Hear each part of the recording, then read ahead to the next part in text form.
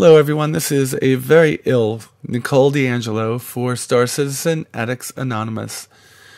This afternoon, Cloud Imperium Games announced that they would be offering the whole 300i series of spacecraft for free use for the period of this weekend.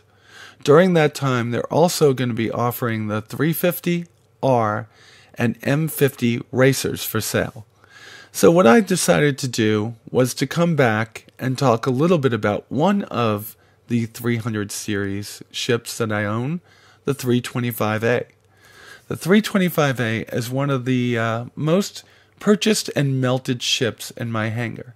What I mean by that is you are able to purchase a ship at any point and then reclaim it for credits so you could use those credits to buy something else. Along my almost 2 years of being a backer for Star Citizen, I've purchased this ship quite a few times. I love its sleek lines, and I love everything about it pretty much. It's a gorgeous ship. Origin Jump Works, I think, has a very, very beautiful line of spacecraft, and I can't wait to see the biggest one of these in my hangar at some point, the 890 Jump. I may not own one now, but I definitely will own one of those in the future. Origin Jump Works is the BMW of the Star Citizen universe. Sleek lines, supple leather on the interior, and kick-butt performance throughout the whole line of ships. The weapon systems that are offered on the 325A, though, make it a little bit different. There's a targeting system that is an upgrade from the other 300 line, strengthened armor, and it comes already equipped with missiles, cannon, and a front nose mounted, kind of like the A-10 Avengers cannon, the A-10 Thunderbolt 2's Avenging cannon, but this is a mass driver. A mass driver packs a powerful punch, though I haven't really seen that as being implemented in Arena Commander at this point. And yes, we are going to jump into Original Systems Arena Commander in just a little bit to fly this baby. The spacecraft, I've done quite a few reviews on it in the past, and I'm going to let you go back and see them. Today, I just want to tickle your fancy and get you excited about the 300 series being free to fly for this weekend, so you could take a look at it and potentially make this your brand new Valentine for this weekend. The interior I just found by, I think it was on Reverse the Reverse, that Dr. Jeffrey, my research editor, had heard or overheard something being said about the interiors of the 300 being worked on. There's a lot of ships that are being redone, and this is one of them that really needs it. There's a lot of empty, useless space back here. Do you use it for cargo? How do you get the cargo back here? How do you get your bed out? Where do you eat? Where do you go to the bathroom? There's a lot of questions. When you look at something like one of the newer spacecraft, take for instance the brand new Mustang Beta. It has the most unique but complete use of space on the interior of any of the ships that I've seen. It probably has less interior room than this ship does, but it's able to have a rack, a bathroom, a closet, a nice place to sit down, and a kitchenette. So it's all things that you might see in this particular ship at some point. Here's the sleek lines, that beautiful silhouette that I'm always talking about. This ship is definitely going to be something I do own when the universe goes live. But it is a stepping stone to a lot of other ships that I've wanted in the past. I've melted it for my Freelancer. I've melted it for my Rear Admiral package. I've melted it for, well, almost every ship that I own at this point.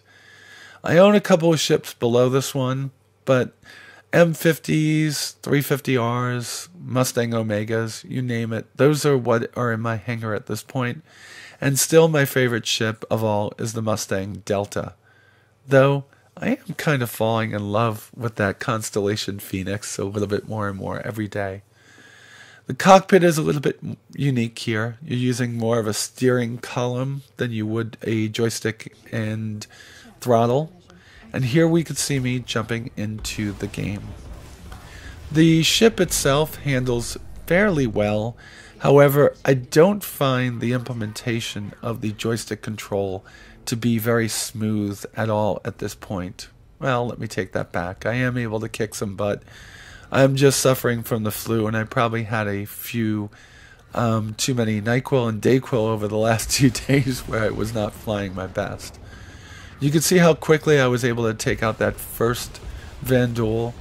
The weaponry on this is pretty intense, and if you can line up your shots, you can take down your enemy pretty fast. One of the things here I have that I'm doing wrong is that I'm chasing these guys in these turning fights, and I should extend out a little bit more, turn around. That way I'm not having to turn the weapons on the Vanduul too much. If you extend out of range, turn back, you'll have them in your sights more, and it only takes 2 or 3 shots to get through their shields and into their armor to take them out. Especially if you fire your mass driver along with your Omni-Sky cannons. So I have taken this ship out quite a few times in the past, and it's one of the most successful ships that I've had in the Vanduul Swarm, co-op Vanduul Swarm, and also inside of the squadron battles. I really don't like Battle Royale at this point because I'm not a very good pilot, and those free-for-alls, well, you might have 1 or 2 really good pilots and a bunch of people like me, and bunch of people like me and a couple of good pilots just means that I'm cannon fodder. So I like playing the games that are more team oriented. This also has a couple of, I believe they're called Stalker missiles. I'm not sure. I have to look that one up. But they do hit their mark pretty well, but ever since the weapons have been balanced, those missiles don't take out an elite like they used to very quickly, so you still do have to rely on your weaponry that's already on the ship, like the cannons and the mass driver. I really like the 325A, and for anybody that's looking to just get something a little bit better than Aurora, a little bit better than the Mustang, I think this is the ship for you. It does compete with the Hornet very well, though a well-trained pilot in a Hornet will tear you up. This is the perfect ship for bounty hunting, but we do not know what they're going to do with the rear end at this point. So I would say, if you want to hold off until more work is done on the unit, I can support that. But maybe what you can do is just get out there and take a ride in a 325A this weekend and see how you like it. And I'm just going to let you see a little bit more combat here. The ship is able to turn very well, and sometimes so well that you're going to black out and red out. You really do want to make sure that you don't over-control the spacecraft because of that. Of course, when the PU goes live, there'll be different versions of the G-suits that you could purchase, and that might be something that you want to do. Upgrade that G-suit so you can pull more Gs in this particular ship. Yeah, you can get a lot of damage in on them, but controlling your throttle and making sure you have the pipper on the target is going to be what it takes to get this one to do exactly what you want it to do. I don't know why I insist on the X55 and joystick when it seems that people that play with mouse and keyboard have it so much easier. But I'm just somebody that likes to fly with a stick and joystick and pedals. I think that it is the way that spacecraft and aircraft were meant to fly. And I'm kind of not as upset as I used to be about there being a better control method of keyboard and mouse, because I have to remember that the cost of entry to this game is already inflated in people's minds because so many of us have spent a lot of money on ships. And to tell somebody they have to buy a $30, $40, $50, $100, $200 joystick and throttle would probably just turn even more people off to the game. Now, I think I'm going to end it in just a few minutes. I just wanted to get a well, a limited look at the ship for now. I think that, like I said, this is one of the best ships in the game under $100, if not the best ship. It does hold up well against a Hornet, though like I said, a well-trained pilot will kick its butt. And it is able to stand toe-to-toe with the brand new Mustang Delta, which is just a little bit cheaper than this spacecraft. I think that this is a wonderful thing that CIG does, giving us the opportunity to test flight these spacecraft. So what I'm going to tell you to do right now is go out there and test drive it today. And remember, you could always cross-chassis upgrade.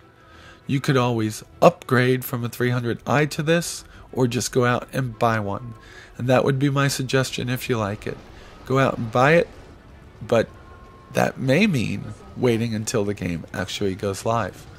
Thank you, everybody, and with that said, you all be safe out there, and I'll talk to you soon.